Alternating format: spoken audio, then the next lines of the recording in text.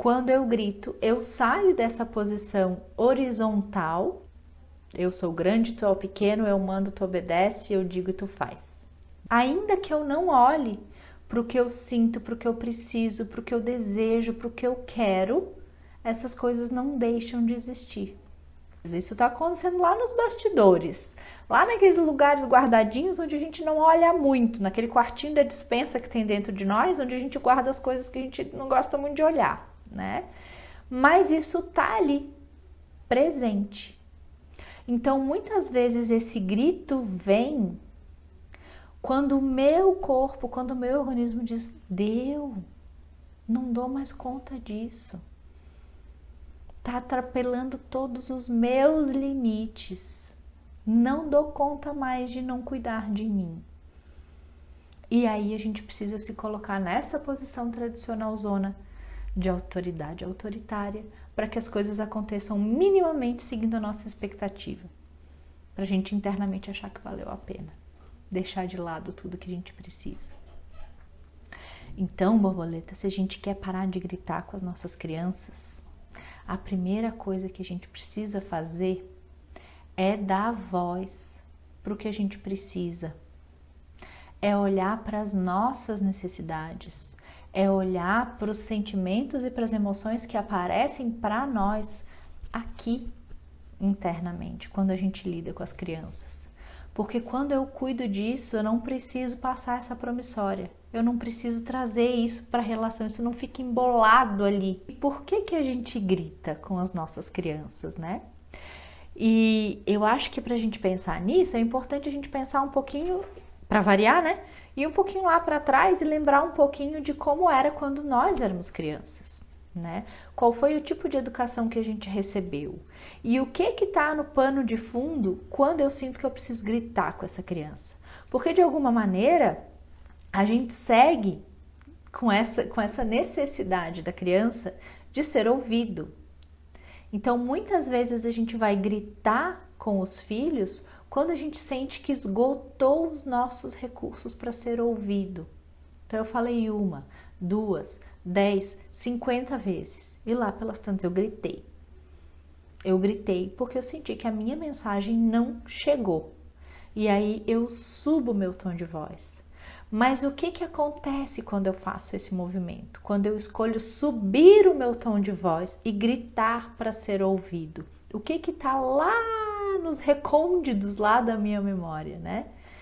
É muito essa briga por ser aquela autoridade autoritária. Quando eu grito com o meu filho, eu estou me colocando numa posição de poder, de quem pode mais, de quem fala mais alto. E aí a gente, embora talvez até um segundo atrás eu estivesse fazendo um movimento de buscar colaboração, de buscar conexão, quando eu grito, eu me coloco numa posição que me leva lá para a educação tradicional de novo. Eu estou dizendo assim, eu sou maior, eu sou mais forte, eu sou mais poderoso e por isso tenho que fazer o que eu quero. Quando eu grito, eu saio dessa posição horizontal, que é aquilo que a gente está tentando construir com as crianças quando a gente educa com limites com afeto, né? De tentar buscar colaboração, de tentar fazer uma relação de conexão para daí eu poder orientar a criança. E aí eu digo, tá, acabou isso, agora deu. Eu sou grande, tu é o pequeno, eu mando, tu obedece, eu digo e tu faz, né? Então a gente sai, a gente perde a linha dessa educação com limites com afeto. E normalmente isso acontece porque a gente já não estava fazendo isso antes.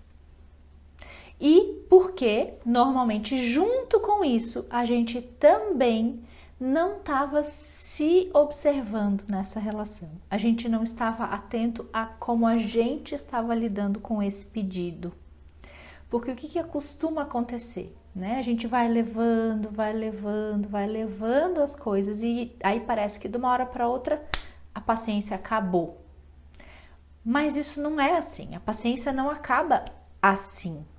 A gente vai literalmente torrando a nossa paciência ao longo do dia, ao longo dos conflitos, ao longo das tretinhas, quando a gente se abandona.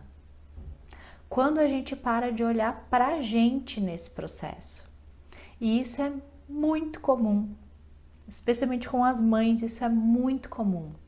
Porque a gente aprendeu que a mãe é aquela criatura que se deixa de lado para atender tudo que o filho precisa e que esquece das suas necessidades para cuidar da necessidade do filho, toda essa pataquada. E de verdade, isso não funciona, porque a gente segue tendo necessidades, a gente segue sentindo coisas, a gente segue precisando de coisas, a gente segue buscando coisas para nós. Só que quando eu não olho para isso, isso não deixa de existir. Esse que é o problema. Ainda que eu não olhe para o que eu sinto, para o que eu preciso, para o que eu desejo, para o que eu quero, essas coisas não deixam de existir. Elas seguem ali comigo. Eu só não estou olhando muito para elas, mas elas seguem ali comigo. E quando eu não olho, quando eu não me dou conta, quando eu não cuido disso, o nosso piloto automático vai fazer o quê? Vai empurrar para baixo do tapete? Não. A gente passa como promissória para os filhos. O movimento que a gente faz é de entender assim, eu estou abrindo mão de tudo isso que eu preciso, que eu quero, que eu gosto, que eu desejo, para cuidar desse ser humaninho. Agora ele me deve.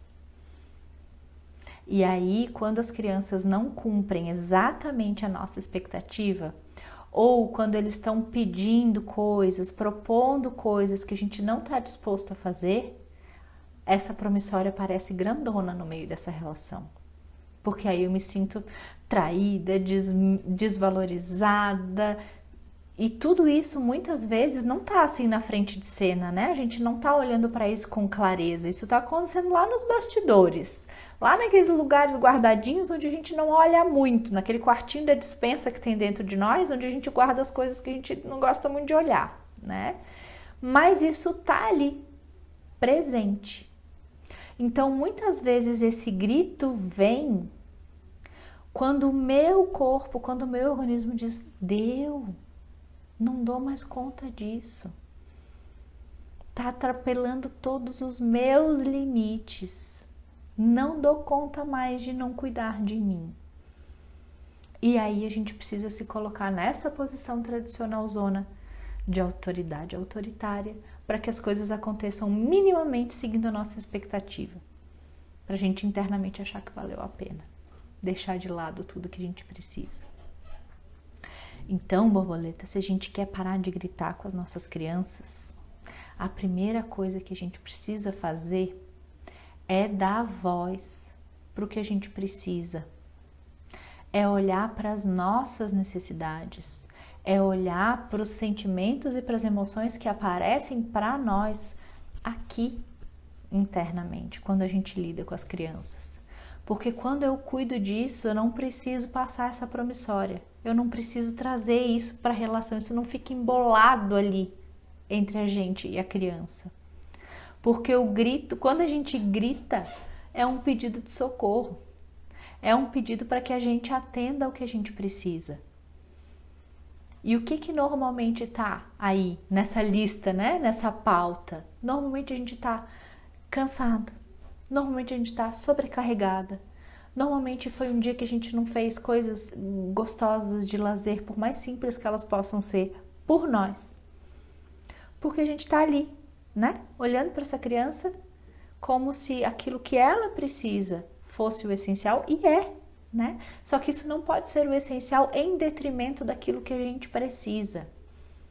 Cuidar de mim para cuidar de ti. A gente cuida do filho com aquilo que transborda de nós. Precisa sobrar para eu entregar. E o jeito que a gente se cuida também é o jeito que a gente ensina as nossas crianças a se cuidarem. E isso é super importante. E isso é super, é uma baita cilada que muitas vezes a gente se mete, né? Eu lembro assim, quando eu tive minha filha, né, a primeira menina, eu tinha um menino, então tive uma menina. Eu comecei muito a estudar e a olhar, ler coisas sobre o universo feminino, sobre imagem corporal, porque me preocupava muito, eu queria muito criar uma menina que gostasse dela, né? E aí, a partir disso, desse estudo e de ler sobre isso e de me envolver nesses assuntos, eu comecei a olhar também para trás, né? Para aquilo que eu tinha aprendido com a minha mãe, para aquilo que eu tinha ouvido na relação com ela e para as coisas que eu contava para mim mesma sobre mim, que eram muito parecidas com o que ela dizia sobre ela. Então, da importância disso, dessa maneira com que a gente se cuida, que isso é o espelho para os nossos filhotes. O jeito que a gente se cuida é o jeito que a gente ensina eles a se cuidarem.